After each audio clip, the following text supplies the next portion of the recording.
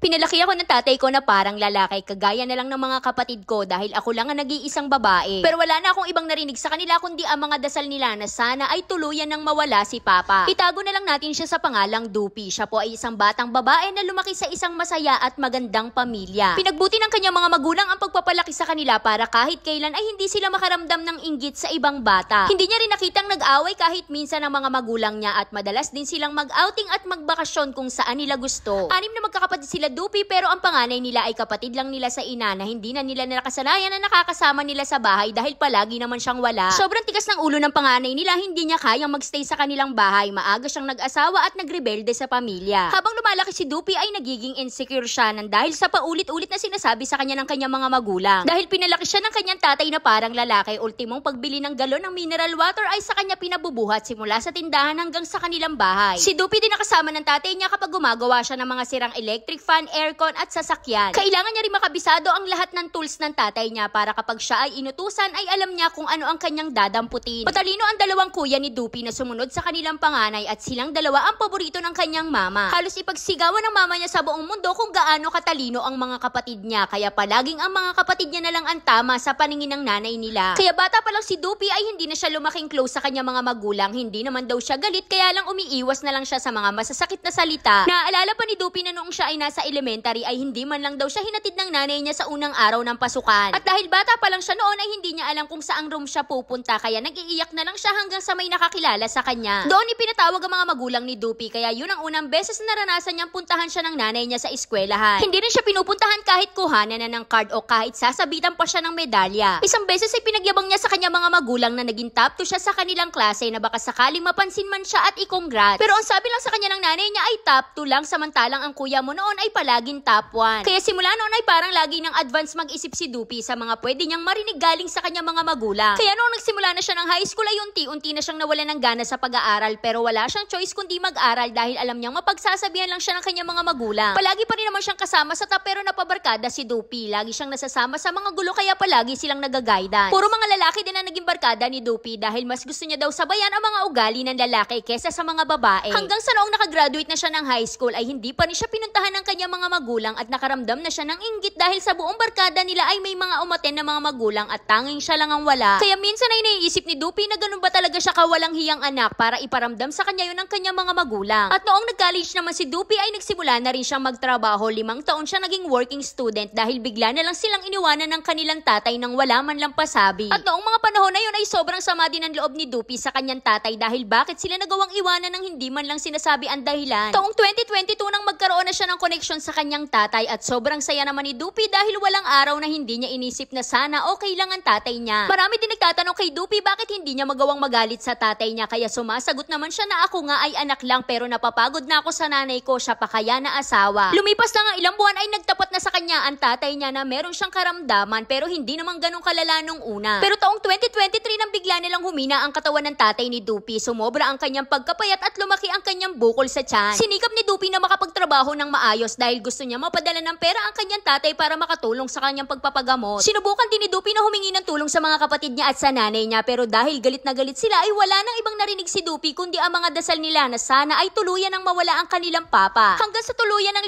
lumala ang sakit ng tatay ni Dupi na kailangan niya ng isugod sa ospital. At dito na sinabi ng mga doktor na hindi na kayang gamutin pa ang tatay niya dahil ang sakit niya ay liver cancer na stage 4 na. Lahat ng kaya ni Dupi ay ginawa niya para matulungan ang kanyang tatay kaya sinubukan niyang lumapit sa panganay nilang kapatid. At ang panganay naman nilang kapatid ang sumubok makipag-usap at humingi ng tulong sa iba pa nilang mga kapatid. Pero ang sabi lang nila ay tigilan nyo na yan, wag nyo nang idamay si mama dyan dahil hindi kami tutulong kay papa. Kung ano ang maging desisyon ni mama ay doon kami at puro sumbat lang din ang narinig nila. Kaya hindi na nakapagpigil si Dupi at sinabi niya sa mga kapatid niya na ang kakapal na mga pagmumukha nyo at pagkatapos kayong pagtapusin ng pag-aaral at binigyan ng magandang tulugan at may mga aircon pat sariling higaan. Sobrang naging proud sa inyo ni papa at pinagmamalaki kayo sa lahat. Kung tutuusin kayo nga ang mga paboritong anak pero ganyan lang ang gagawin nyo kay papa. Ni hindi nga kayo pinaranas ni papa na magtrabaho habang nag-aaral dahil ayaw niya kayong mapagod at ma-stress. Taon-taon ay binibilhan niya rin kayo ng mga bagong uniform at gamit samantalang ako hindi ko naranasan na magkaroon ng bagong sapatos sapatos at medyas at ngayon kayo pa ang may ganang mambaliwala sa kanya. At itong mga salita na to ang sinabi ni Dupi sa kanyang mga kapatid pero simula nun ay umiwas na lang siya dahil ayaw niya nang madagdagan ng kanyang stress. Hanggang sa nag-iba na ang itsura ng tatay ni Dupi at hindi niya na kayang tumayo kaya pinalabas na siya ng ospital para ma-enjoy niya pa ang mga natitira niyang araw. Hindi na rin nakapagsalita ang tatay ni Dupi at nawala na rin ang kanyang mga alaala. Ang tanging naaalala niya na lang ay si Dupi at ang kanyang bagong kinakasama. At nitong taong 2023